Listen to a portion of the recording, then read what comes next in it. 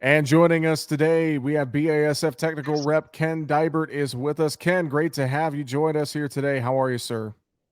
Yeah, doing well, Jesse. Thanks for having me on today, and hopefully, uh, hopefully we're heading in the right direction in terms of the moisture situation. But maybe the timing's a bit off this year.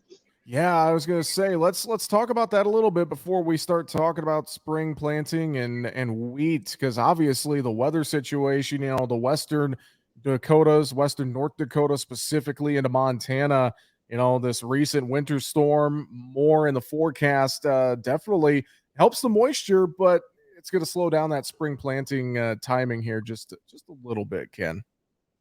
Yeah, I think that's absolutely right. It appears that way today. I know a lot of guys in the west, western North Dakota, western South Dakota, really need the moisture really badly, and they're getting it now. But hopefully these systems don't delay planting too much. The drought of 2021 is fresh on everybody's mind, but it certainly appears, at least today, here in the last couple of weeks, that we're trying to turn that situation around. But again, yeah, hopefully this doesn't cause too much of a delay moving forward. Hopefully it does not, because we obviously want farmers to be able to get that crop in the ground. The moisture definitely helps, considering last year we had that severe drought, kind of an anomaly year. A lot of growers, didn't have a crop. But looking at this year, a lot of optimism, looking for a good wheat crop. What are some things we need to think about as we get that wheat in the ground and then start thinking about applying fungicides, Ken? Yeah, once we get that crop in the ground, and like I said, based on this current moisture situation and the trend that looks like it's going to continue, we're going to be in a completely different scenario than 2021, at least in the early part of the season here. And we can only hope that that continues to help us produce a really good crop here in 2022. But once we get that crop in the ground, get a good stand going, and then obviously guys are going to be thinking about applying their herbicides to control their weeds. And one thing I would focus on, especially if we end up in a situation and also based on these current commodity prices, guys are most likely going to be willing to invest in this crop. And we've got good moisture, but I would really focus on that herbicide timing of a fungicide application as well. A couple of products that we have that fit that window would be Preaxor fungicide, and the other one would be Nexicor fungicide. Really, how it shakes out is guys in eastern North Dakota, for example, northern Minnesota.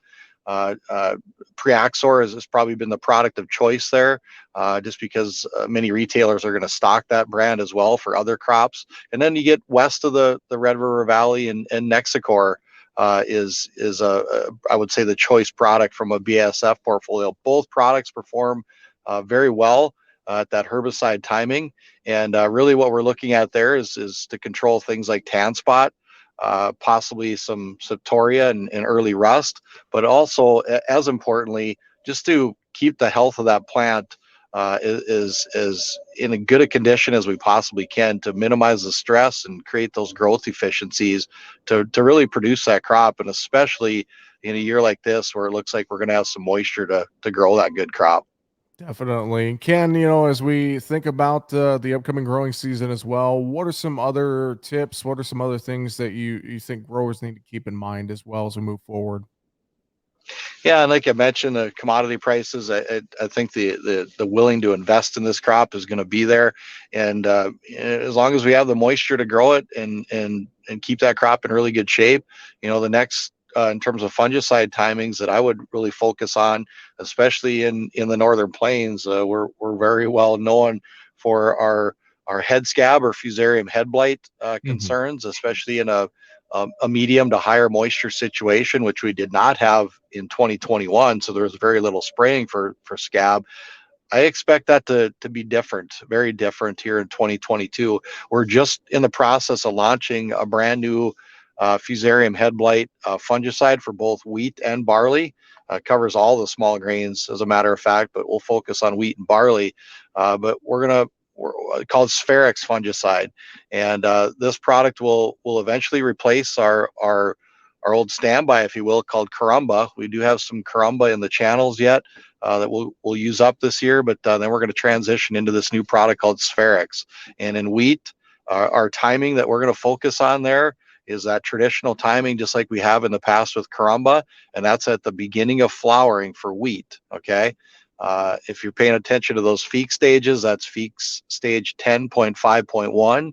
And then in barley, a little bit different because barley flowers while it's in the boot or the leaf sheath, if you will. And for barley, as soon as that head is fully emerged, as soon as you can see that stem appearing at the bottom of the grain head, that's when we want to make that application of Spherix fungicide to barley, and that's at stage Feeks 10.5.